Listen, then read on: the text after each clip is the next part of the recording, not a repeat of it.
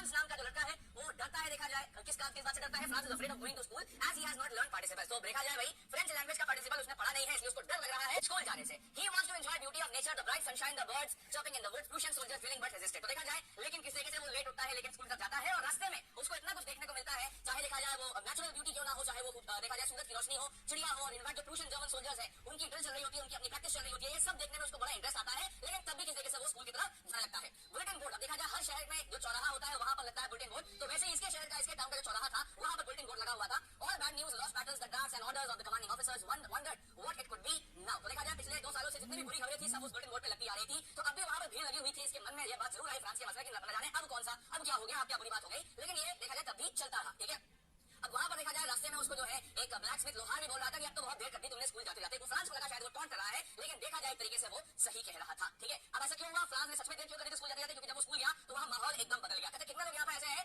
जो जब भी लेट जाते हैं, जब भी उनको लेट होता है तो वो ये सोचते हैं कि यार शोर शराबा होगा और हम चुप्पे से जो है घुस जाएंगे। क्यों भाई, शोर शराबा होगा, चुप्पे से हम लग जाएंगे, क्लास में जाके बैठ जाएंगे। कितने ऐसे लोग हैं ये बताओ। तो यहाँ बहुत सारे ऐसे और शोर शराबा क्लास में जो है किसको क्या मालूम चलेगा कि मैं कब आया। ठीक है, तो यहाँ पर देखा जाए ये भी यही उम्मीद से किया था कि शोर शराबा हो रहा होगा क्लास में, मैं चुप्पे से बैठ जाऊंगा, लेकिन instead of noisy classroom everything was as quiet as a Sunday morning. लेकिन क्लास में कोई शोर शराबा नहीं था और सब एकदम पिन ड्रॉप साइलेंस होकर बैठे हुए थे। The teacher does not scold him and told him very kindly to go to his seat. अब देखा जाए इनके फ्रांस के जो टीचर थे मिस्टर हैमिल, मॉसियर हैमिल, तो मॉसियर हैमिल ने देखा जाए इनको क्या बोला, इनको डांटा वाटा कुछ नहीं, ना डरना फिरना, बोला चुपचाप जाके बेटा अपनी सीट पे बैठ जाओ। ठीक है, the teacher dress in his Sunday best. देखो जब भी कोई कल्चरल फंक्शन होता है तो हम हमेशा कल्चर के हिसाब से कपड़े पहनते हैं, है कि नहीं। जब भी कोई कल्चर का फंक्शन हो, चाहे होली हो, दिवाली हो, होली आने वाली है, isn't it? तो होली हो, दिवाली हो, कोई भी कल्चरल फंक्शन हो, मकर संक्रांति हो, हम हमेशा क्या करते हैं, कल्चर के हिसाब से कपड़े पहनते हैं, राइट। तो वैसे देखा जाए फ्रेंच कल्चर के हिसाब से इनके मॉसियर हैमिल के टीचर ने कपड़े पहने हुए थे, फ्रिज वाली शर्ट और so villagers occupying the last benches. आमतौर पर हर क्लास में पीछे की तरफ कुछ धूल भरी खाली सीटें होती हैं, क्यों भाई होती है कि नहीं। हर स्कूल में क्लास में देखा जाए पीछे की तरफ कुछ धूल भरी खाली सीटें होती हैं, उन सीटों पर गांव वाले यहाँ पर इसके बैठे हुए थे, टाउन वाले यहाँ पर बैठे हुए थे। To pay tribute to M Hamel for his 40 years of sincere service and also to express their solidarity with France। गांव वाले क्यों आए थे, गांव वाले क्या काम, गांव वाले इसलिए आए थे क्योंकि 40 साल से जो टीचर उनके यहाँ पर पढ़ा रहा है, एजुकेशन दे रहा है, उनकी भाषा को प्रमोट कर रहा है, सबको सिखा रहा है, उसके प्रति सम्मान व्यक्त करने वो लोग आए थे। ठीक है भाई, Hamel making the announcement that this would be the last French lesson realizes that France realizes that that was okay what was put up on the bulletin board। अब जब मॉसियर हैमिल क्लास में अनाउंस करते हैं कि ये आप सबकी आखिरी फ्रेंच की क्लास होने वाली है, क्योंकि अब ऑर्डर आ चुका है बर्लिन से कि अब क्लास में सिर्फ जर्मनी पढ़ाई जाएगी और फ्रेंच नहीं पढ़ाई जाएगी, है ना। किसी भी कल्चर को खत्म करने के लिए ये इंपॉर्टेंट होता है कि उसकी लैंग्वेज को खत्म किया जाए, यही काम ट्यूशन जर्मनी वाले लोग कर रहे थे।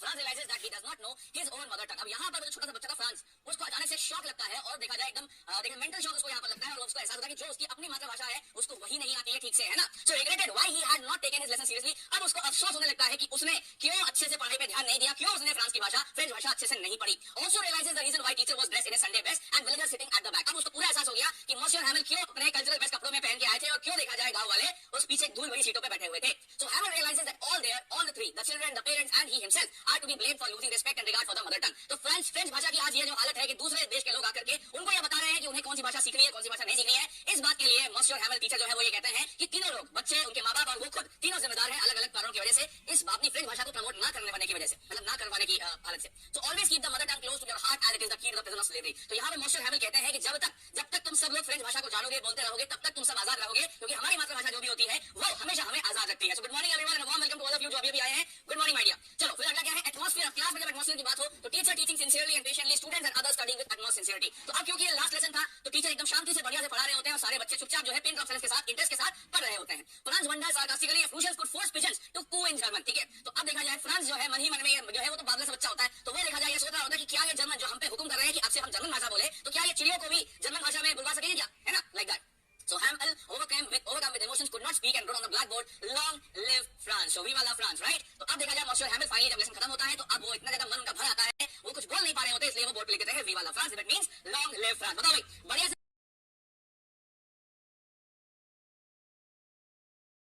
स्प्रिंग में दो अलग अलग पार्ट है। पहले वाले पार्ट की बात कर लेते हैं। So sometimes I find a rupee in the garbage. The writer sees a boy named Sahib every morning in neighborhood. The boy looks for some coins or other things in the garbage heaps.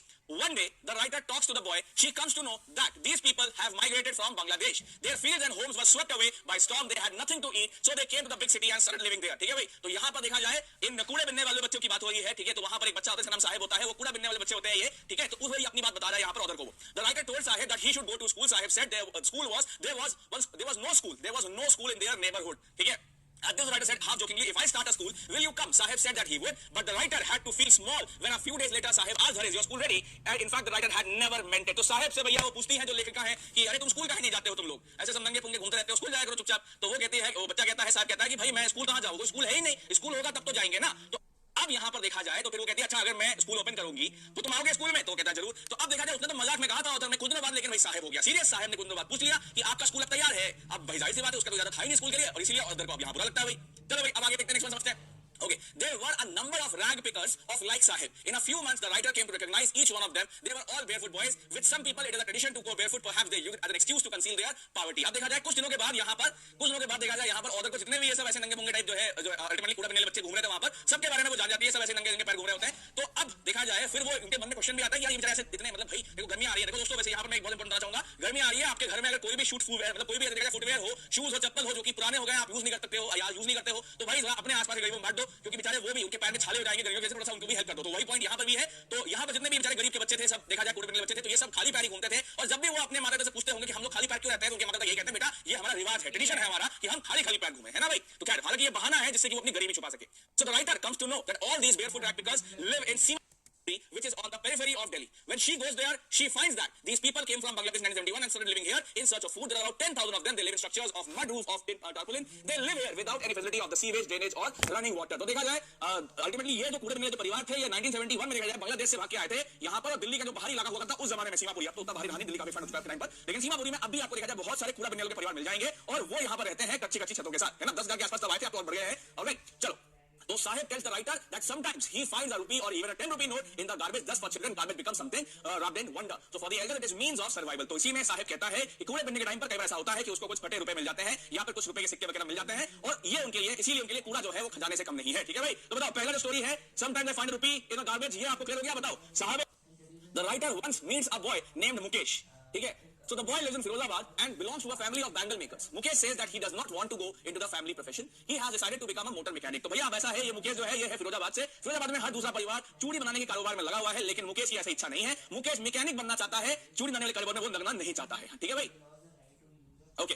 Every other family in Firozabad is engaged in making bangles. It is the center of India's glass blowing industry. Families here have spent generations in making bangles. So Firozabad देखा जाए ऐसी जगह है जहां पर पुश्ते पुश्ते जो है चूड़ियां बनाती रहती है और देखा जाए शीशे का जो कारोबार है, मतलब मिरर वाला शीशे, दूसरा शीशा नहीं, समझे? हाँ, जो चूड़ी वाला शीशा होता है उसका जो कारोबार है वो बहुत ज्यादा फलता फूलता है फिरोजाबाद में। अच्छा भाई, अंशुल ठाकुर फिरोजाबाद से, बहुत बढ़िया। और भी कोई है क्या फिरोजाबाद से? चलो भाई अब आगे देखा जाए। About 20,000 children work in the glass furnaces of Firozabad. They have to work in very unhealthy conditions. Their parents don't know that it is illegal to make children work in such places. तकरीबन 20,000 के आसपास बच्चे फिरोजाबाद से देखा जाए ultimately Firozabad में वो जो है इन चूड़ने कारोबार में लगे हुए हैं और बहुत ही अनसेफ कंडीशंस में बेचारे वो अनहेल्दी कंडीशंस में काम करते हैं ऐसी फैक्ट्रीज में। और इन गरीब माँ को, इनके माँ को नहीं पता कि ये इलीगल है, अवैध है अपने बच्चों के साथ इस तरीके से चाइल्ड लेबर करवाना। अब when the writer goes there, she finds that it is half-built shack inside. There are everywhere signs of poverty. A frail young woman is cooking the evening meal. तो अब देखा जाए मुकेश इनको लेकर के अपने घर में जाता है, अपनी झुग्गी में जाता है। तो जब ये ऑथर जो है, राइटर जो है, उसकी झुग्गी झोपड़ी में जाके देखती है तो वो देखती है एक देखा जाए वहां पर एकदम गंदगी, हर तरफ गंदगी होती है वहां पर देखा जाए। साथ ही में जब वो जाती है तो एकदम आधे किस्म का झुग्गी होता है उधर,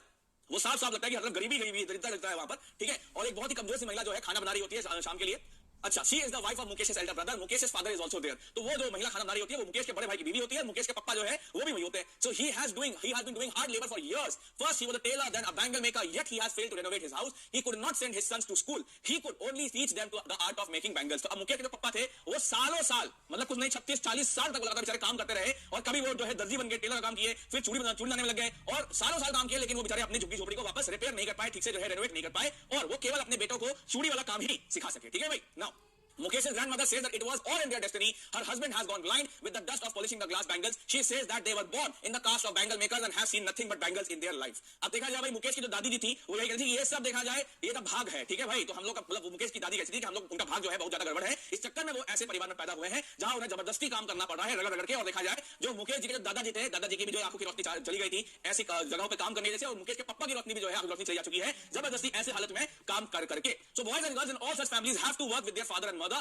they have to work in dark hut means their eyes are more adjusted to dark than to the light outside. Thus they lose their eyesight even before they become adult. ठीक है, तो अब यही है कि ऐसे मतलब एकदम अंधेरे अंधेरे वाले डिंगियों में लोगों को काम करना होता है जो है मतलब एकदम गर्मी के भट्टों में, और इसलिए हर तरीके से ये अनहेल्दी कंडीशंस है। तो जो लड़का लड़की अपने माँ बाप के साथ ऐसे काम करते हैं जबरदस्ती, उन सभी को बहुत बड़ा खतरा होता है, लेकिन पेट पालने के लिए बेचारे ये सब करते हैं। मैं आपको बताता हूँ प्रैक्टिकल एग्जांपल। देखो एनसीआर में हमारा ऑफिस है, ठीक है, अब एनसीआर में ऑफिस है मतलब पेट पालने के लिए इंसान क्या क्या नहीं करता है, मैं बस ये बता रहा हूँ आपको। अब वहां पर कोई मैडम थी, वो चौराहे के बीच में खड़ी हुई है और क्या कर रही है, बेसिकली वहां पर पीछे बिल्डिंग बन रही है, उसका हाथ में पोस्टर लेके। अब सोचो कितना, और बेसिकली जिस एरिया की बात कर रहा हूं ना, वहां पर कोई भी गाड़ी की स्पीड 80-70 से नीचे नहीं होती है। उस जगह पे बेचारी वो लेडी जो है रास्ते के बीच में खड़े होकर सबको ऐसे पोस्टर दिखा रही है, उस बिल्डिंग के बारे में ब्रोशर ऐसे शो कर रही है। तो सोचो कितना मतलब खतरनाक काम बेचारी वो कर रही थी, लेकिन क्या किया जाए, पेट पालने के लिए इंसान को सब कुछ करना पड़ता है। चलो अगर आगे देखते हैं, the writer sees a girl named Savita in another hut. She is sitting with an elderly woman and soldering the pieces of glasses. She doesn't know that the bangles she is making are symbols of an Indian woman's suhag. The old woman sitting beside her still has bangles on her wrist, but there is no light in her eyes. तो देखा जाए अब ये जो है ultimately Anees जंग जो है, जो ऑथर है, वो एक और बगल की झुग्गी झोपड़ी में जाती है। वहां देखिए कि एक लड़की बैठी हुई है सविता नाम की, और वो देखा जाए एक काफी वृद्ध महिला के साथ बैठी हुई है जो है शीशे के टुकड़ों को लेकर के अब जोड़ने का प्रयास कर रही है। उन्हें नहीं पता कि ये जो बेसिकली शीशे के टुकड़े जो जोड़ करके वो चूड़ियां बना रही है, ये देखा जाए भारतीय महिलाओं के सुहाग की निशानी है। अब ये जो महिला है, अब वो जो दादी जो वहां पीछे बैठी हुई है, उनके हाथ में उनकी हालांकि चूड़ियां भी है, लेकिन उनकी आंखों में कोई भी रोशनी, खुशी की रोशनी नजर नहीं आ रही है। She says that she has not enjoyed even one full meal all her life. अब वो जो दादी जम्मा है, वो कहती है जीवन भर एक बार भी भर पेट खाना नहीं खाया है ना बेटा। ये सब रियल स्टोरीज हैं, ये ऐसा नहीं है किसने बनाया आपके लिए, कोई स्क्रिप्ट बेस नहीं है ये। So her old husband says that he knows nothing except, expect नहीं भैया, except bangles. However he feels some consolation to say that he has made a house for his family to live in. तो वहां पर देखा जाए गद्दा जी बैठे होते हैं, वो ये कहते हैं कि भैया हमको चूड़ी बनाने के अलावा कुछ नहीं आता, बस हमारे जीवन में यही संतुष्टि है कि हम थोड़ा एक घर मतलब एक टूटा हुआ झुग्गी झोपड़ी बना पाए हैं अपने घर वालों के लिए, अपने परिवार वालों के लिए, वो रह सके वहां पर। The writer says that the cry of poverty rings in every house in Firozabad. These poor people are exploited by sahukars, policeman, middleman, bureaucrats and politicians. They have come to accept their poverty explanation as something natural. तो भाई अनीस जंग यही कहती है फिरोजाबाद के जितने परिवार हैं, हर प्रकार से हर जगह से गरीबी गरीबी है। और देखा जाए वो जो गवर्नमेंट एंटी नहीं है, जो गवर्नमेंट एंटी है, वो कहती है ना ये सब मिलके हमें बुद्धू बना रहे हैं, ब्लैंक फेस बच्चे के बच्चे, बस वही बात है, वही हो रहा है यहाँ पर, समझेंगे नहीं। तो फिर वही हो रहा है कि साहूकार, पुलिस वाले, बिचौनी है, ब्यूरोक्रेट, पॉलिटिशियन सब मिलकर देखा जाए जबरदस्ती फिरोजाबाद के गरीब लोगों को जो है मिलकर जो है बुद्धू बना रहे हैं, समझेंगे नहीं। चलो आ जाओ, तो अब लास्ट पॉइंट देखते हैं। Writer feels happy that Mukesh has decided to break away from this vicious circle and he had decided to go to garage and learn the job of motor mechanic, thus he will one day be his own master। तो भाई यहाँ पर writer को एक बात देख के खुशी होती है कि मुकेश लेकिन चूड़ियां नहीं बनाएगा, मुकेश जो है इंजन की चूड़ियां बनाएगा, शीशे की चूड़ियां नहीं बनाएगा, और इसीलिए देखा जाए वो काम भी सीख रहा है मैकेनिक वाला। ओके दोस्तों,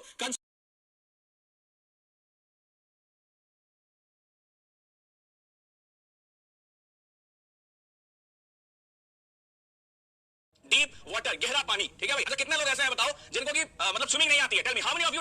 ऑलराइट, तो विलियम ओ डगलस जो इस चैप्टर के भाई लेखक हैं, ऑथर हैं, so William O Douglas had a desire to learn swimming since childhood. तो इसको देखा जाए बचपन से, एकदम बचपन के प्यार वाला बचपन से इसको सीखनी थी स्विमिंग, ठीक है भाई।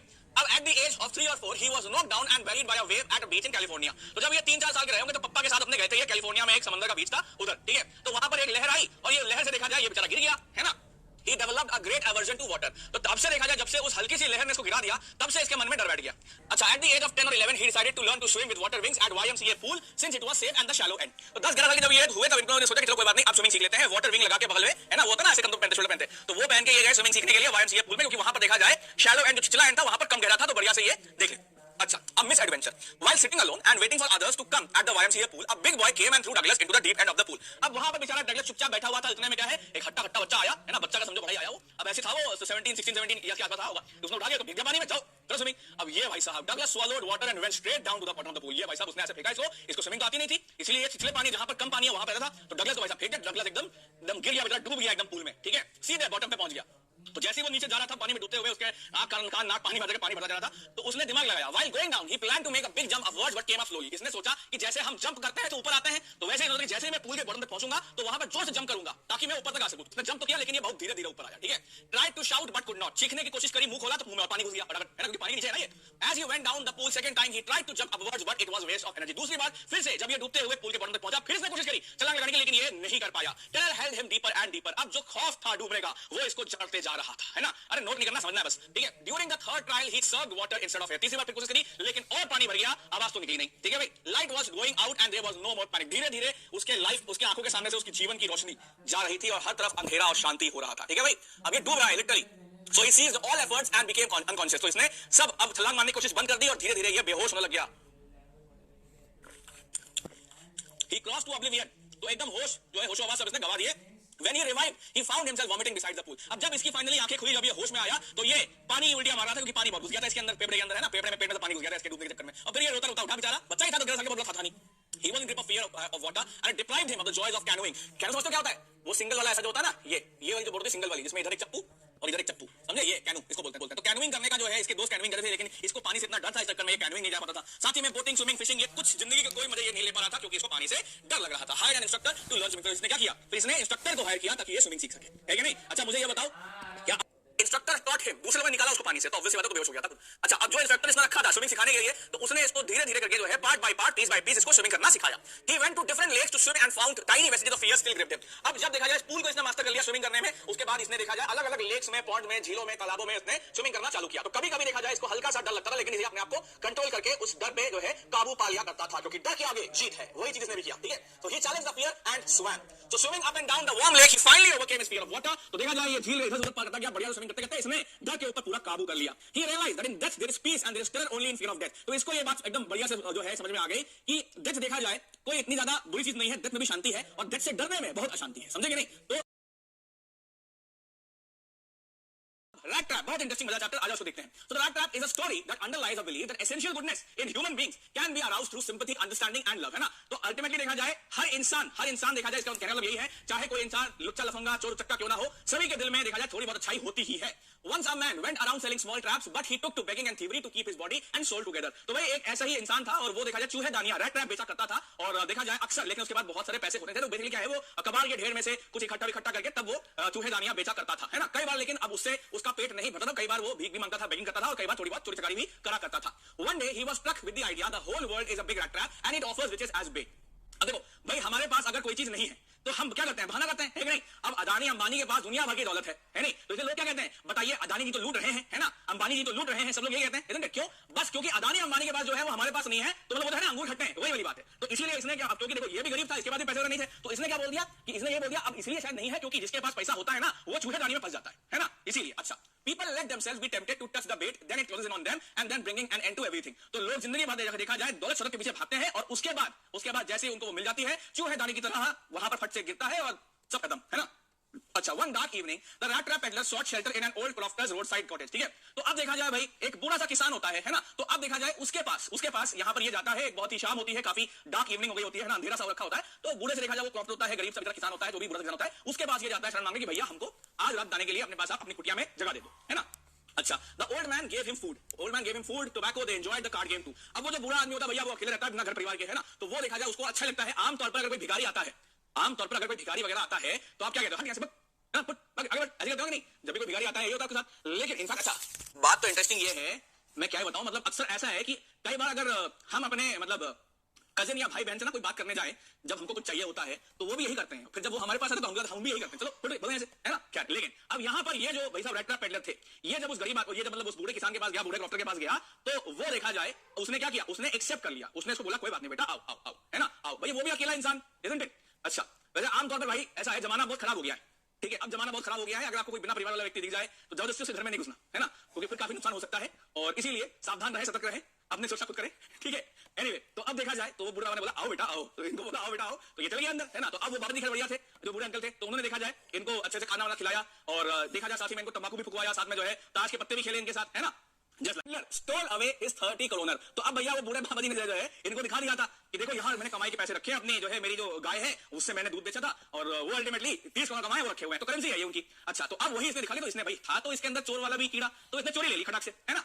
तो इसने क्या किया, इसने वो 30 चुरा लिया। अच्छा, अब देखो the rat trap peddler escaped into big confusing forest and got lost. अब चोरी करके फिर तो भाई भागना पड़ेगा उसको, तो फिर वो क्या किया, एक तो अगले दिन फिर अंधेरे जंगल की तरफ और भाग गया वो, है ना? अब धीरे धीरे दिन ढलना चालू, ठीक है? So while resting on the ground he recollected his idea that the world is a rat trap and thought his end was near. गहरे जंगल में, मतलब घने जंगल में देखा जाए ये घुसने लगा, दिन ढलने लगा, फिर उसके बाद वापस, अब अल्टीमेटली देखो ये स्वीडन की कहानी है, तो ज्यादा ठंड ज्यादा होती है उधर आपके के पास है, तो भाई अंधेरा होने लगा और जब जंगल में अंधेरा होता है वैसे आप सीआर की अलग आवाज आ रही होती है, अलग अलग जानवरों की आवाज आती है ना? तो अब ये जो rat trap peddler है इसके क्या हो गई, मैं नहीं जिएगा मर जाएगा मैं इधर, यही सोचना चालू कर दिया इसने, है ना? और उसको लगा कि भाई रैट ट्रैप की जैसे वो भी रैट ट्रैप में फंस गया और अब उसका भी एंड होने वाला है, ठीक है? तो hearing a thumping sound he reached Ramsjo iron works for a night shelter. आमतौर पर जंगल में जब भी कट कट कट ऐसी आवाज आती है तो जितने भी रॉन्ग टर्न देखा है वो जानता है कि उस डायरेक्शन में नहीं जाना है, क्यों भाई, ऐसी नहीं? लेकिन लग रहा है भाई साहब ने रॉन्ग टर्न नहीं देखी थी, तो इसीलिए इसने क्या किया, जहां से खट खट की आवाजें आ रही थी ये उधर ही तरफ जाने लगा और उसने फिर क्या देखा, वहां जाके उसने देखा कि एक लोहे की मिल है जी उधर। चलो, the owner came on his Knightley round and notice the rag reach near the furnace. अब देखा जाए उस मिल का जो मालिक था वो देखा जाए भाई राउंड लगाने के लिए आए रात में देखने के लिए क्या काम चल रहा है ना, भट्टा का सब बढ़िया है कि नहीं। तो अब ये देखा जाए भैया बोरी वोरी एकदम, एक तो भाई गरीब देखा जाए भिखारी था एक तरीके से, तो बड़ी मोटी दाढ़ी इसकी हो रखी थी एकदम, जो है बड़े बाल, मोटी दाढ़ी, एकदम जुए वाले बाल हो रखे थे, ऐसे ही उल्टी सी दाढ़ी हो रखी थी, और ये बोरों में छुपके जो है बैठा हुआ था बस भट्टे के सामने, है ना। तो अब जो मालिक आया उसको लगा कि शायद वो इस इंसान को जानता है। Alright, he took him as an old acquaintance Niels Olof। तो मिल के मालिक को लगा ये जो आदमी बैठा है शायद ये उसका पुराना मित्र है नील्स ओलॉफ, है ना। आ जाओ अब आगे देखते हैं भाई। He invited him to stay with them for Christmas, but the stranger declined the offer। ठीक है, तो अब देखा जाए ऐसा है कि उस मिल के जो है मालिक ने उसको बोला कि आओ तुम्हारे नील्स ओलॉफ, अरे कप्तान साहब, कैप्टन साहब, चलिए ना हमारे साथ, हमारे घर में चलिए, क्रिसमस के साथ में मनाएंगे, है ना। तो अब लेकिन देखा जाए अब भाई जो रैट ट्रैप पेडलर है वो कह रहा ना जानना पहचान में कहां से चले जाओ उसके साथ, वो कह रहा नहीं भैया, नहीं भैया, हमको नहीं जाना है ना। अब वो मना करता रहा। फिर his daughter Edla Williamson persuaded him to go home with him। लड़की का चक्कर बाबू भैया, लड़की का चक्कर। तो देखा जाए यहाँ पर मिल्क ने, मालिक ने क्या किया, अपने बिटिया को समझा के भेजा। वैसे बिटिया उसकी तो हीरा थी भैया, भगवान करे दुनिया की हर लड़की जो है एडला विलियमसन बन जाए, है ना, और दुनिया का हर लड़का एडला विलियमसन का मेल वर्जन बन जाए। ठीक है, एकदम लड़की देखो हीरा है वैसे ही एडला विलियमसन। तो ये गई और इसने जो है उसको मनाया, उसको बोला कोई बात नहीं, अच्छे से आओ। वैसे एडला विलियमसन को देख के समझ गई थी कि ये मतलब कोई चोर चक्कर टाइप का ही है, क्योंकि वो ऐसा डरा सहमत था ना, उसको देख करके ये समझ गई थी कुछ गड़बड़ टक्कर है इधर। एनीवे, तो अब देखा जाए तो एडला विलियमसन उसको बोला कोई बात नहीं, तुम आ जाओ, आप आइए हमारे साथ, क्रिसमस ईव तक रुक जाइएगा, ठहर जाइएगा, और आप जैसे आराम से हमारे साथ आ रहे हो वैसे ही आप जा पाओगे, है ना। तो उसने बहुत जो है अच्छे से उसको मना के, अरे यार बिहारी आदमी सोच रहा है यार इतना बढ़िया, मतलब इतने अच्छे से हमसे कोई बात कर रहा है यार, तो जिंदगी में पहली बार है ना, ऊपर से महिला बात कर रही है, ये भी जिंदगी में शायद पहली और आखिरी बार हो, उसको ये लग रहा था। तो उसने कहा चलो भैया ठीक है, पहले चलते हैं, क्या दिक्कत है ना। So on his way to the manor house the peddler thought that he had thrown himself into the lion's den. अब वापस जब वो एडला विलियमसन और मिल के मालिक के घर जा रहा था ना, रास्ते में उसको लग गया कि भैया अब तो लग रहा है फिर से हमारा दी एंड होने ही वाला है। ठीक है, अब the next day in broad daylight the iron master realised the stranger was not a captain and threatened to call the sheriff. अब अगले दिन जब भैया इनके बाल काटे गए, इनकी दाढ़ी वाड़ी बनाई गई, इनको बढ़िया से नहलाया गया, नए कपड़े, मस्त बढ़िया कपड़े दिए गए, उस टाइम पे जब ये ब्रेकफास्ट करने आया तो मिल का मास्टर बोल रहा है अरे तुम कौन हो तुम, कहां से आए तुम। तो वो कहता भैया आपने तो हमको लेके आए थे, बिटिया को भेज के हमको लेके आए, आप कह रहे हम कौन है, हमने लगा था कि आपका फ्रेंड है। तो वो मिल का मालिक गुस्सा था भाई, वो ये बोलता ना तुम रुको यहाँ पर, मैं अभी बुलाता हूँ इंस्पेक्टर साहब को, शरीफ साहब को बुलाऊंगा, तुमको जेल में डलवा दूंगा, तुमने इंपर्सनेशन किया है, धोखा दिया है। अब एडला, मैंने कहा ना एडला एकदम हीरा लड़की है भाई साहब। एडला pleaded for him and asked him to stay back। अब एडला विलियमसन जो कि पहले समझ चुकी थी कि ये कोई कैप्टन वैप्टन नहीं है, ये कोई ऐसे ही भिखारी टाइप का बंदा है, तो फिर वो आ गई और उसने बोला डैडी, नहीं डैडी, पुरानी पिक्चर में देखोगे ना अक्सर हीरोइन ऐसी आती थी अपने पापा को, नहीं डैडी नहीं, मेरी बात सुनिए। तो यहाँ पर भी यही काम किया इस हीरा लड़की ने। तो एडला विलियमसन ने जो है इसको बोला कि आप, मैंने आपसे पहले कहा था जितने आराम से आप आओ है उतने ही आराम से आप रहोगे, उतने आराम से जाओगे, है ना, तो जाओ, सो जाओ, रेस्ट करो। तो खैर अब इसने देखा जाए एडला विलियमसन ने मिल के मास्टर को मना लिया कि अरे डैडी ठीक है, रहने दो बेचारे को, है ना। तो खैर अब भैया मान गया मिल का master. Christmas eve at Ramsjo was usual and the stranger slept and slept. अब देखो वो ऐसा है भैया भिखारी आदमी, है ना, हर जगह से उसको दुत्कार के फटकार के लोग जो है भगाते ही थे। अब फाइनली उसका राज खुलने के बावजूद उसको रहने की जगह मिल गई, वो बढ़िया से दबा के बिस्तर में भाई साहब सोया एकदम, है ना, मस्त।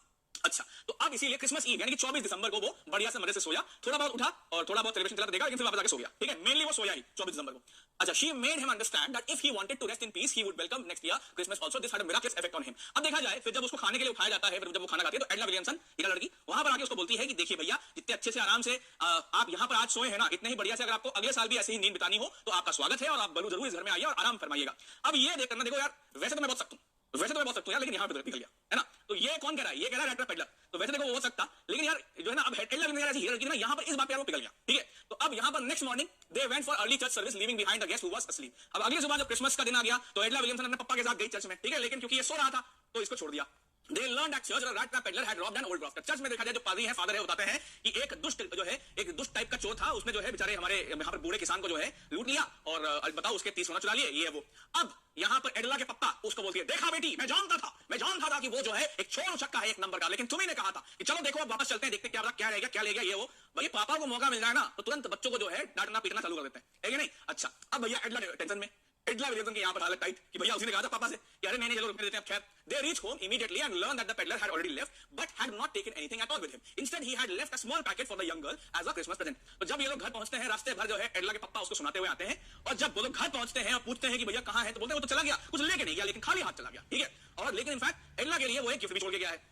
ठीक है, तो she opens the packet and finds a rat trap, 3 wrinkled 10 krona notes and also a letter with a request to return the kronas to the crofter। तो अब जब वो क्रिसमस गिफ्ट खोलती है तो उसमें छोटा सा चूहेदानी होता है, उस बूढ़े फार्मर से चुराए हुए 30 kroner के नोट होते हैं, और एक लेटर भी होता है जिसमें कि देखा जाए ये लिखा होता है कि आप इस पैसे को जो है वापस उसी को लौटा दीजिए। और मतलब बेसिकली यहाँ पर जो रैट ट्रैप पेडलर है वो यही उस लास्ट में उस लेटर को जो है कैप्टन नील्स ओलॉफ करके वो साइन करता है, क्योंकि उसका पॉइंट ये, क्योंकि एडला विलियमसन ने उसको एक कैप्टन का सम्मान दिया था, इसीलिए वो एज अ कैप्टन ही अपना बिहेवियर रखता है और उस इमेज को खराब नहीं होने देता है। ठीक है,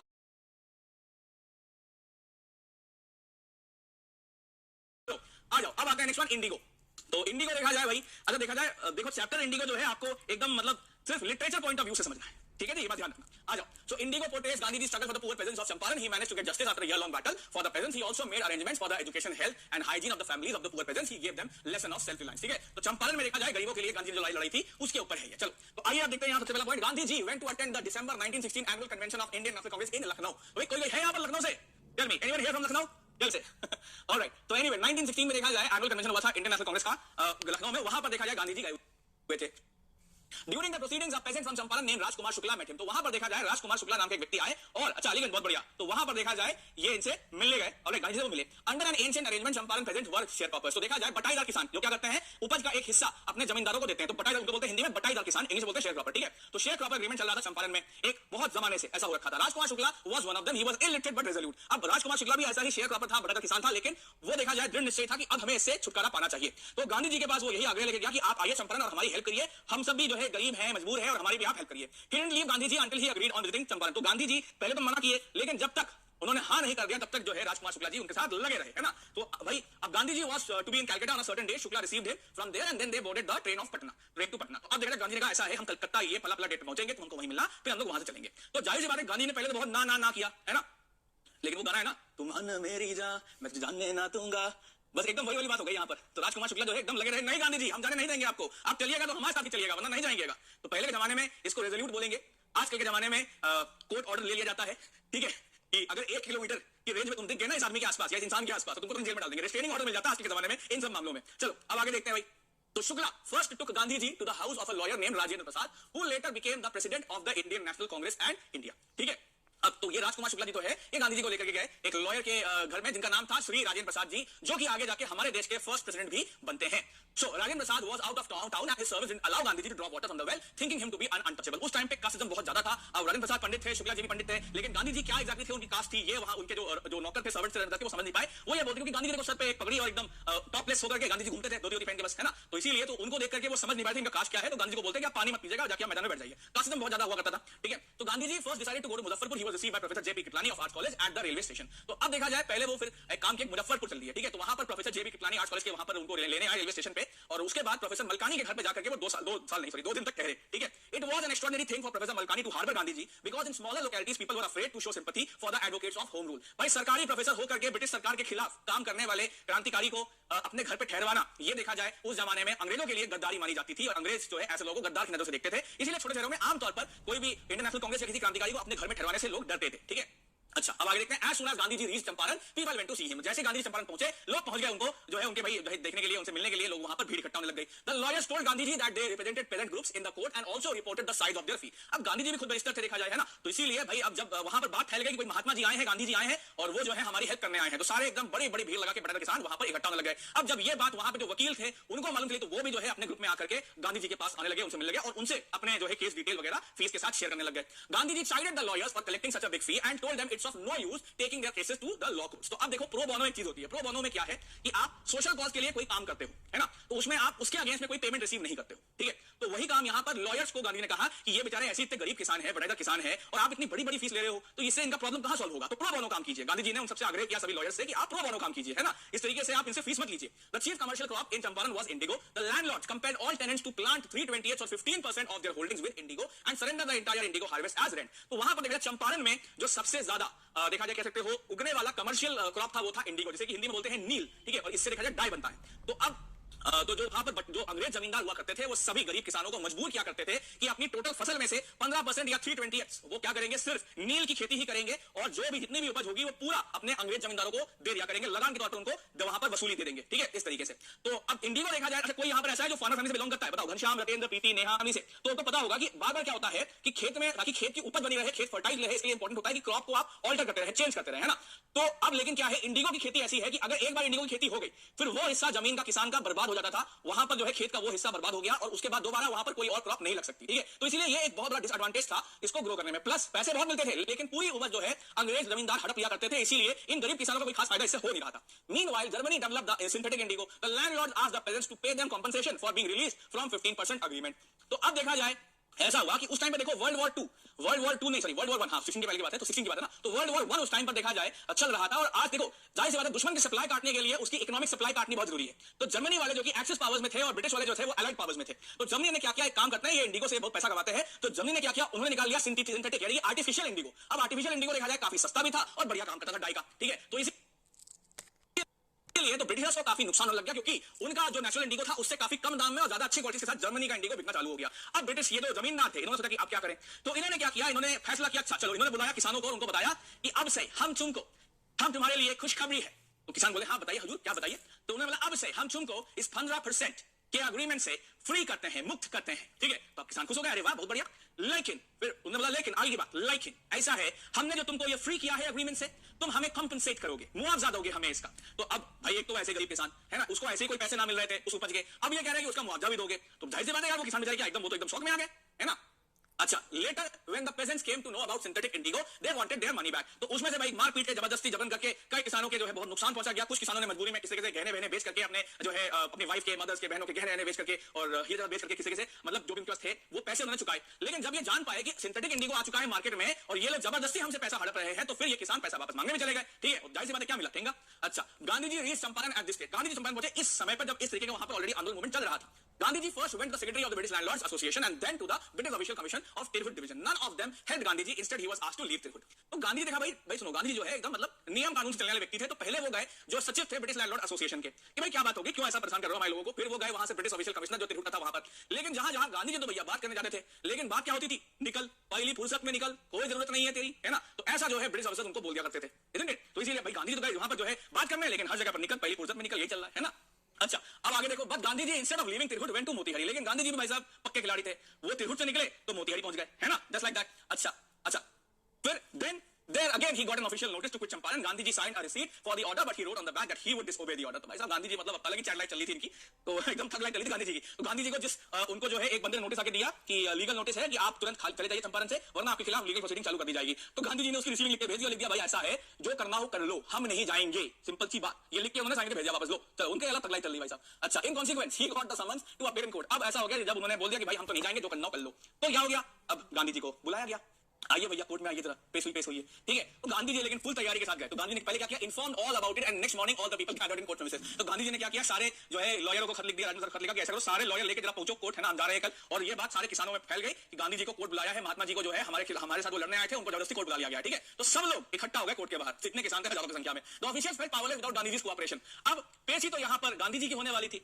लेकिन इतनी भीड़ इकट्ठा हो गई, इतना सपोर्ट आ गया कि पेशी वहां पर उल्टा गई, जो होने लग गई। और इतने सैकड़ों में हजारों में वहां किसान इकट्ठा हो गए कि भैया पुलिस वालों को लग गया, अंग्रेजों को लग गया, हमारे कहने से तो ये कुछ नहीं सुनने वाले। तो गांधी जी को बुलाया गया क्राउड मैनेज करने के लिए कि आप आइए और भीड़ को कंट्रोल करिए, है ना, क्योंकि आप ही की बात सुनेंगे। तो Gandhi ji help them to regulate the crowd, but he had given them proof that their might could be question, alright. तो अब गांधी जी जो है एकदम full thug life chat lifestyle से आए और उन्होंने ऐसे करके सारे भीड़ पे बिठा दिया, बैठो, है ना। तो इस तरीके से देखा जाए गांधी जी ने ज्यादा कुछ नहीं किया, लेकिन ये प्रूफ कर दिया कि अगर सैकड़ों हम अगर इकट्ठा हो जाए तो हमारे ऊपर कोई भी राज नहीं कर सकता। Gandhi ji told the court that he was caught in a conflict of duties. On the one hand, he didn't want to set a bad example as a lawbreaker, and on the other hand, he wanted to do national humanitarian service. तो अब देखा जाए गांधी जी ने जो है court को यहां पर बताया, जब उनके अंदर पेशी हुई जज साहब को, भाई ऐसा है कि मेरा जो है मैं ना ड्यूटी में देखो यहाँ फंस गया, ठीक है। एक तरफ देखा जाए मैं चाहता नहीं था कि मैं आपका नियम कानून तोड़ूं, लेकिन दूसरी तरफ देखो ऐसा है मेरा विवेक मुझे इजाजत नहीं दे रहा था इन बेचारे गरीबों को छोड़ के जाने के लिए। तो इसलिए देखो भाई हम तो जो है हमने ऐसा किया, हमने किया। When the court was reconvened, the judge said he would deliver judgment several days later, and meanwhile he allowed Gandhi ji to be at liberty. भाई ऐसा है, इतनी सैकड़ों भीड़ आ रखी थी बाहर, इतनी ज्यादा जो है स्लोगनिंग हो रही थी, है ना, हमारा नेता कैसा हो, गांधी जी जैसा हो, सब चल रहा था बाहर, है ना। तो ऐसा है, जज की हालत हो गई टाइट। जज ने ये सोचा भाई ऐसा है, अगर हमने यहाँ पर कुछ भी थोड़ा भी इधर उधर किया तो जिंदा तो आज हम जाएंगे नहीं, ठीक है, यहाँ से कोर्ट से निकलेंगे घर ना पहुंचने वाले। तो इसीलिए उसने ऐसा किया, कोई बात नहीं गांधी जी आप जाओ, है ना, आप जाओ, जो फैसला होगा मैं कुछ दिनों बाद बता दूंगा, ठीक है। एनीवे, अच्छा अब आगे देखते हैं। So later, the Lieutenant Governor ordered the case to be dropped against him, and it proved to be the first victory of civil disobedience in modern India. तो कुछ दिनों बाद जो इस स्टेट के जो लेफ्टिनेंट गवर्नर थे उन्होंने ये जो केस था गांधी जी का इसको ड्रॉप कर दिया। और ये देखा जाए बहुत ही शांतिपूर्वक तरीके से हमने कैसे अपनी जीत हासिल करी ये सिविल डिसोबीडियंस मूवमेंट के लिए, इसको हम दिखा सकते हैं, चलते हैं। In June, Gandhi ji was summoned by Sir Edward Gate. They had 4 protracted meetings, as a result of which an inquiry commission was set up. ठीक है, तो अब देखा जाए गांधी जी को जो है न्योता दिया सर एडवर्ड गेट ने, ऑलराइट, और उन लोगों ने देखा जाए अलग अलग मीटिंग्स करी, 4 मीटिंग करी, जिसमें उन्होंने एक इंक्वायरी कमीशन बिठाया ऐसे किसानों के लिए जिनको की मुआवजा वापस मिल सके। तो the inquiry brought a crushing mountain of evidence against the big planters. तो अब इस कमीशन को देखा जाए साफ साफ बहुत सारा सबूत मिल गया कि अंग्रेज लैंडलॉर्ड्स ने अन्याय किया है इन गरीब किसानों के साथ, और बहुत सारा एविडेंस है, ठीक है। तो गांधी जी आस्क फॉर 50% रिफंड। अब देखो क्या है ना, देखो गांधी जी गुजराती थे, है ना, मतलब वैसे तो पूरे देश के हैं लेकिन थे वो गुजरात से, बट थोड़ा सा यहाँ पर मेरे को लगता है कि मतलब पता नहीं ऐसा क्यों, शायद वो ज्यादा महान है इसलिए मैं समझ नहीं पा रहा हूँ। तो लैंडलॉर्ड को लगा गांधी जी जो है 100% रिफंड मांगेंगे, सारा पैसा वापस करो, हम लोग 50% देंगे, आधा पैसा वापस देंगे। लैंडलॉर्ड ने आपस में सोच लिया था। गांधी जी नेगोशिएशन में गए, उन्होंने कहा भैया ऐसा करो, चलो आधा पैसा ही वापस कर दो जो भी तुमने लूटा था, है ना। लेकिन भाई अब वो लोग बोले भैया ऐसा हम तो 25% ही वापस करेंगे, है ना, तो पूरा वापस नहीं करेंगे। थोड़ा सा यहाँ पर गांधी जी का जो गुजराती था सो गया हल्का सा, वो जगना चाहिए था। खैर एनीवे, अब गांधी जी agreed even to that. He said the amount of refund was less important than the fact that the landlords had been obliged to surrender part of the money and with it part of their prestige. तो अब जब वो किसानों के पास आया, किसान ने कहा अरे गांधी जी ये क्या बात हुई, आप हमारा आधा पैसा फिर मतलब एकदम एक चौथाई लौटवा रहे हैं, ये कौन सी बात हुई। तो गांधी जी का देखो बात समझो, ऐसा है अब तक तुम जिसको इज्जत दे रहे थे, वो जिसके सामने अपनी इज्जत गिरवी रख रहे थे, अब वो तुमको वापस इज्जत दे रहा है ना। तो इसीलिए ये देखो कि वो तुम्हें अपना सम्मान लौटा रहा है, साथ ही में पैसा भी तुमको दे रहा है, ठीक है। तो ये बात समझा करके गांधी जी वहां पर वो किसानों का प्रॉब्लम सॉल्व किया। Gandhi ji was also concerned about the social and economical backwardness of Champaran villages, तो वहां पर काफी छुआछूत भी थी, गंदगी भी काफी थी उधर, तो ये सब चीजें सॉल्व करने के लिए वो कुछ दिन वहां पर ठहर गए। He appealed the people volunteer to their service, तो वहां पर उन्होंने थोड़ा अपील किया कुछ लोग हमारे साथ आइए और हम लोग मिलकर यहाँ पे जो सामाजिक व्यवस्था है उसको अच्छी करेंगे। तो प्राइमरी स्कूल्स वर ओपन इन 6 villages, Kasturba taught as the master rules on personal cleanliness and community sanitation. तो देखा जाए तो प्राइमरी स्कूल वहां पर 5-6 गांव में खोले और कस्तूरबा जी जो कि गांधी जी की धर्मपत्नी थी वो आई वहां पर और आश्रम के उन्होंने नियम समझाए और देखा जाए कुछ भी और भी सोशल जो है बेसिकली सोशल जो वहां पर इश्यूज थे उनको उन्होंने रिजॉल्व करने की कोशिश कर दी और हर तरफ साफ सफाई रखवाना चालू किया। तो health conditions were also miserable, 3 medicines were available, castor oil, quinine and sulphur ointment. केवल 3 दवाइयां मिलती थी, इसके अलावा कुछ वहां मिलता ही नहीं था, तो बाकी की दवाइयों की आपूर्ति के लिए भी वहां पर प्रयास करना चालू किया गया। Gandhi ji politics was intertwined with practical day to day problems of the millions and his was not loyal to abstractions, he was loyal only to living human beings, ठीक है। तो वही बात है, गांधी जी का तरीका था प्रॉब्लम को सॉल्व करने का, वो थोड़ा प्रैक्टिकल तरीके से सिद्धांतों के साथ प्रैक्टिकल चीजों को मिक्स करके प्रॉब्लम्स को सॉल्व किया करते थे।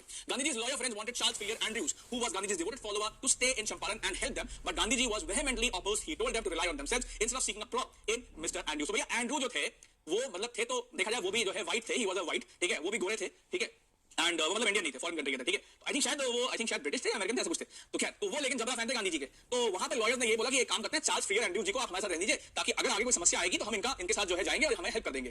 तो गांधी ने कहा नहीं, बिल्कुल भी नहीं, अपनी प्रॉब्लम को हमें खुद सॉल्व करना है, सिर्फ क्योंकि एंड्रूज गोरा है तो उसकी शक्ल दिखा के प्रॉब्लम सॉल्व हो जाएगी, ये आप मत समझिए, ठीक है। तो इसीलिए हमें अपनी प्रॉब्लम खुद ही सॉल्व करनी थी। हाँ ब्रिटिश थे, ऑलराइट, ही वाज ब्रिट, ओके। चलो तो पोएट्स एंड पैनकेक शुरू करते हैं फटाफट से। तो देखो जेमिनी स्टूडियो नाम का एक स्टूडियो है जो कि यहाँ पर बेस है और ये मैड्रास चेन्नई में जो है, मतलब then known as Madras now Chennai, वहां पर ये बेस है, ठीक है। जेमिनी स्टूडियो से देखो ये दो नंगे पुंगे बच्चे रखे, ये उनका लोगो है। So the writer recounts his years in the company. अब जो ऑथर है वो जब उस कंपनी में काम किया करता था तब की अपनी यादें ताजा कर रहा है। The makeup department was in the upstairs of a building that was believed to have been Robert Clive's stables. तो रॉबर्ट क्लाइव देखा जाए एक जमाने में गवर्नर जनरल हुआ करते थे हमारे देश में, तो उनके जहां घोड़े बनते थे जिस अस्तबल में, जिस स्टेबल्स में, उधर की तरफ ऊपर जो है उस वहां पर देखा जाए वहीं पर सीढ़ी लगा के ऊपर की तरफ जो है मेकअप डिवीजन था, डिपार्टमेंट था इस स्टूडियो का। Pancake was the brand name of the makeup, the material used by artist in Gemini studios. तो ब्रांड नेम था पैनकेक उस कॉस्मेटिक का जो कि इन जेमिनी स्टूडियोज के मेकअप डिपार्टमेंट में यूज किया करते थे। Makeup room had the look of a hair cutting saloon with incandescent lights at all angles around half a dozen large mirrors. The writer speaks about the fiery misery of those subjected to makeup. तो देखो भाई ये बताओ, जब भी ये बताओ बाल कटवाने आप जाते होंगे, जब भी आप पार्लर पे, सैलून, मेंस पार्लर या सैलून पे जाते होंगे तो देखिए ना वहां पे शीशा होता है, हर तरफ एकदम बल्ब ही बल्ब लगे होते हैं ना, बड़े बड़े से लाइट लगे होते हैं। वही इनकैंडेसेंट लाइट होते हैं वहां पर, बहुत गर्मी लगती है उस लाइट में। खैर तो जिसका भी बढ़िया से मेकअप होता है तो उन लाइट में बैठा करके तब उसका वहां पर मेकअप किया जाता है, ठीक है बच्चों। एनीवे तो अब आ जाओ। There was a great deal of national integration in the department and a strict hierarchy was maintained there. Alright, तो वहां पर देखा जाए काफी राष्ट्रीय एकाग्रता होती थी क्योंकि अलग अलग जगहों से लोग वहां मिलकर काम करते थे। The players who played the crowd were responsibility of the office boy in his early 40s, a frustrated person who turned all his anger towards कोथामंगलम Subbu, ठीक है। तो अब वहां पर जो भीड़ लगती थी उस स्टूडियो में शूटिंग के टाइम पर, उस भीड़ को कंट्रोल करने का नाम जो है 40 साल का एक ऑफिस बॉय था। ये बॉय कौन से एंगल से, इसके तो अपने 3-4 बॉय होंगे। खैर तो 40 साल का एक आदमी था, तो वो कहने के लिए ऑफिस बॉय था और वो देखा जाए बहुत ही ज्यादा फ्रस्ट्रेटेड रहा करता था क्योंकि वहां पर जो है स्टूडियो का नंबर 2 था, मतलब मोस्ट पावर हायरार्की में कोथामंगलम सुब्बू, उस पे जो है ये हमेशा गुस्सा आया करता था, ये जो 40 साल का ऑफिस बॉय था। So the author's job was to cut out newspaper clippings and store them in files. अब ये जो राइटर थे इनका काम यही था कि जेमिनी स्टूडियो में जो भी खबर निकले पेपर में, तो मैगजीन में उसको निकाल के काट फूट के जो है बढ़िया से अपने पास स्टोर करें फाइल में। अच्छा, most people including the boy thought author was doing next to nothing. तो ज्यादातर लोगों को ऐसा होता है ना ऑफिस में, हमेशा आपका काम दूसरे लोगों को जो है हल्का फुल्का ही लगता है। सबको लगता है कि वो मेहनत कर रहे हैं लेकिन आप मेहनत नहीं कर रहे हैं, है ना। देखो ये आपके घर में भी होता होगा, अगर आपके भैया दीदी हैं या भाई बहन हैं, उनको ये लगता होगा कि वही पढ़ाई लिखाई करते हैं, आप नहीं करते, है ना। और साथ ही में देखा जाए आपको देख के लगता होगा कि ये पढ़ाई लिखाई करते हैं, मैं पढ़ाई लिखाई करता हूं, है कि नहीं, राइट। इसीलिए तो ये जीवन का सत्य है, हर किसी लगता है कि वही काम कर रहा है, अगला कोई काम कर नहीं रहा। खैर अब आगे देखें। SS Vasan, editor of Tamil weekly, Ananda Vikatan was the owner of the studio. तो एसएस वासन जो थे वो देखा जाए इस स्टूडियो के ओनर थे, मालिक थे। अच्छा, अब Subbu was number 2. Subbu, a Brahmin, had the ability to look cheerful at all times, could be inspired when commanded, was the tailor made for films, had a separate identity as a poet and actor, had a genuine love for brothers, was charitable, always seen with the boss attached to the story. तो सुब्बू जो था वो वैसे एक ब्राह्मण थे और देखा जाए वो हमेशा बहुत ही खुश मिजाज टाइप के थे और देखा जाए वो मतलब हर तरीके से वो फिल्मी दुनिया के लिए बने हुए थे और अपने आप में देखा जाए अच्छे एक्टर थे, पोएट थे और उनको देखा जाए अपने मतलब सभी जो भी उनसे मतलब अपने जो भी उनके वो दोस्त कम और भाई ज्यादा बनाया करते थे लोगों को और सबके प्रति उनके अंदर बहुत सम्मान था, बहुत प्रेम था और साथ में बहुत चैरिटेबल भी थे। और इवन जो बॉस था, जो यहाँ पर ओनर था उसके वो राइट हैंड हुआ करते थे, तो हर कोई उसको पसंद करता था सुब्बू को, एक्सेप्ट 40 साल का जो बुड्ढा था उसके अलावा, ठीक है। अब डिपार्टमेंट स्टोरी डिपार्टमेंट की अगर बात करें, assembly of poets and writers work वो खादी, तो एक डिपार्टमेंट था स्टोरी वाला, वहां पर सारे पोएट्स और राइटर्स बैठे थे, वो सब खादी पहनते थे। एक लॉयर भी था उनका, a lawyer, legal adviser referred to as the opposite, cause to the end of a brief and brilliant acting career of a talented actress, looked alone and helpless, a man of cold logic in a crowd of dreamers, close the boss, wore pants, coat and tie, attached the story department, lost job and the story department was closed down. तो अब story department देखो, एक lawyer भी था जो कि एकदम मस्त जो है कोट शूट पैंट पहन के आता था, और उसकी पहचान एकदम अलग थी, बाकी लोगों से किसी से घुलता मिलता नहीं था। उसकी वजह से एक यंग एक्ट्रेस का करियर शुरू होते होते खत्म हो गया, ठीक है। और देखा जाए बहुत ही लॉजिकल किस्म का आदमी था, और ज्यादा उससे किसी की बोलचाल नहीं थी, बॉस से थोड़ा वो क्लोज था, लेकिन जैसे स्टोरी डिपार्टमेंट बंद हुआ वैसे ही उसका करियर भी क्लोज हो गया, ठीक है। तो जेमिनी स्टूडियोज देखा जाए favourite haunt of poets, an excellent mess with supplied good coffee, Congress rule meant prohibition, almost everyone dated leisure, wore khadi and worship Gandhi, averse to communism. तो भले ये देखा जाए चेन्नई में बेस्ड था, लेकिन ये सब पक्का कांग्रेसी थे। और देखा जाए वहां पर बहुत सारे कवि सब मिलकर जो है एक साथ मिलकर रहते थे, कॉफी पीते थे, बिना पसंद था कॉफी वहां पर, और मतलब मजे में उनकी जिंदगी बीता करती थी। Visit of MRA, a kind of counter movement to international communism in 1952 presented two plays, the forgotten factor and Jotham valley, ये पॉइंट इंपॉर्टेंट को देख लेना, in a professional manner impressed Madras and Tamil drama community. तो MRA वाले जो है, जो कि एक काउंटर मूवमेंट थे इंटरनेशनल कम्युनिज्म के खिलाफ, उन्होंने वो लोग वहां पर आए और उन्होंने दो ड्रामा किए, दो प्लेस किए, द फॉरगॉटन फैक्टर और जोथम वैली को लेकर बहुत ही प्रोफेशनल तरीके से, और जिससे कि मद्रास की जो तमिल ड्रामा कम्युनिटी उन्हें बड़ा अच्छा लगा वो देख करके 1952 में ये लोग वहां पर आए थे। अच्छा, अनदर विजिटर, अब ये कौन है? A poet from England, tall man, very English, addressed a more dazed and silent audience, will it remain N unexplained mystery, staff did not know whether he was a poet और editor. देखो कई बार ऐसा होता है ना कि कोई इतनी बढ़िया इंग्लिश बोलता है कि मतलब आपको समझ में आया या नहीं आया, ये कहते हैं समझ में नहीं आया लेकिन अच्छा लगा सुनने में, है ना। तो वही वो कर रहा था। तो ये एक ब्रिटिश बंदा आया था, और ये आकर के इसने क्या ही बोला, क्या बहुत देर तक भाषण दिया, पता नहीं क्या बोलता रहा। वहां के लोगों ने कहा देखो ताली बजा दो बस, पता नहीं क्या बोला लेकिन अच्छा लगा सुनने में, है ना। तो ऐसे करके वो खटाखट वहां पे लोग जो थे वो ताली बजाते उसके लिए। वो समझ ही नहीं आया उस टाइम पे कि ये कौन है भाई साहब, ये कौन है ना। अच्छा, अब author's conviction about prose writers, prose writing is for the patient, persistent, perseveering grudge, short story contest by a British periodical, the encounter found in the British Council library, almost untouched by reader, discovered Stephen Spender was the editor। तो ये जो व्यक्ति था वो था Stephen Spender, जो कि वहां पर आया था और जिसका कि किसी को समझ में नहीं आया था। ये ऑथर बाद में जान पाता है ब्रिटिश काउंसिल लाइब्रेरी में एक किताब को देख करके, ठीक है। The author bought the God that failed years later, 6 essays describing the disillusionment of 6 eminent men of letters with communism, Stephen Spender one among them। The author suddenly realized the relevance of his visit to the Gemini Studios। तो अब देखा जाए communism किस दुनिया में fail हो रहा है, इसके ऊपर अलग अलग लोगों की स्टोरीज थी, और उनमें से एक स्टोरी इसके स्टीफन स्पेंडर की भी थी, जिसने कि वो स्टोरी को लिखा था, और इसीलिए देखा जाए अब उसको समझा था अच्छा ये एंटी कम्युनिस्ट जो है बातें करने वहां पर आया था। फिलहाल मेरे को ये बताओ, जेमिनी ये जो चैप्टर है पोएट्स एंड पैनकेक्स, ये तुम्हारे सिलेबस में क्यों है? क्या तुम ये जान पाए? बताओ ये सिलेबस है क्यों, इसका समझ में आए कि इसका उद्देश्य क्या है, ऑब्जेक्टिव क्या है। तो आप बहुत ज्यादा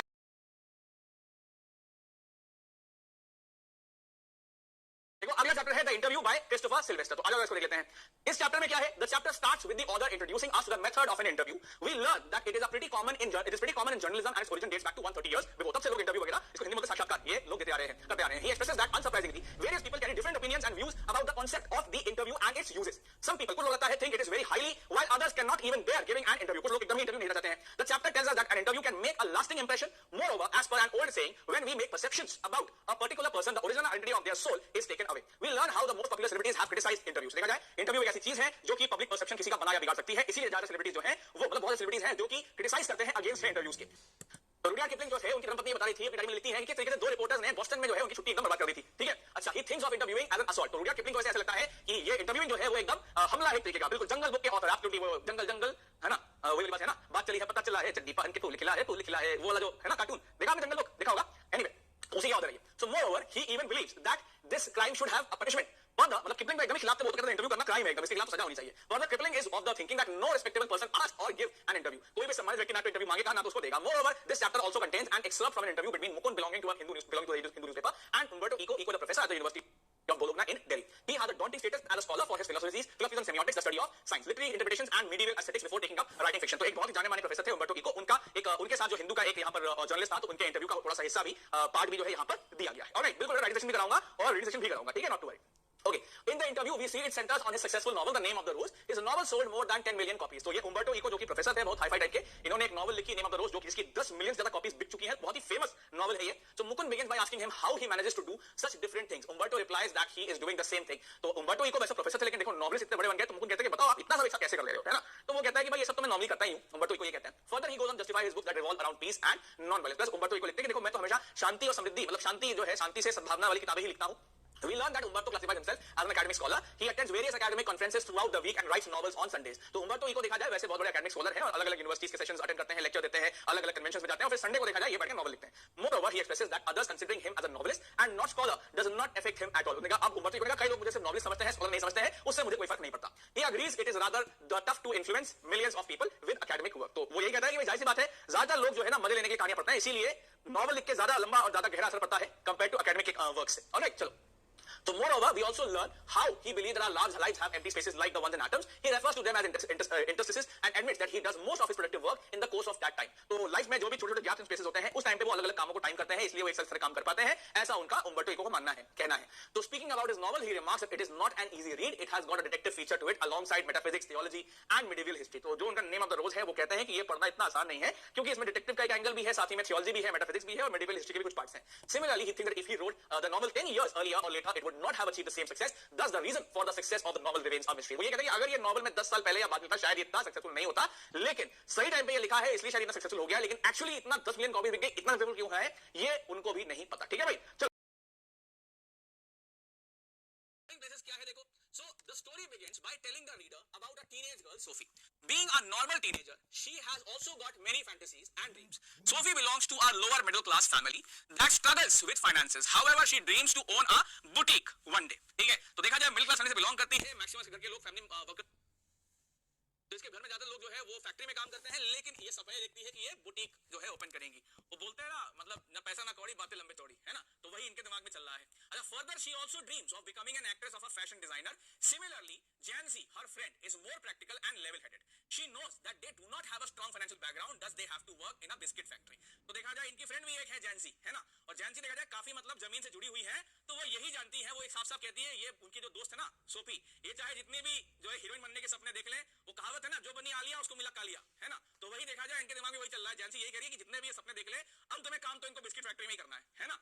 चलो अब आगे देखते हैं. Jancy does not have any unachievable fantasies. She tries her best to help Sophie stay in touch with reality, but all that goes in vain as Sophie does not listen. तो देखा जाए वो बहुत कोशिश करती है कि सोफी को जमीन में जो है जोड़ के रखे, लेकिन ऐसा नहीं होता है. अच्छा, कोई कह रहा है सर वो तो रणवीर ले गया.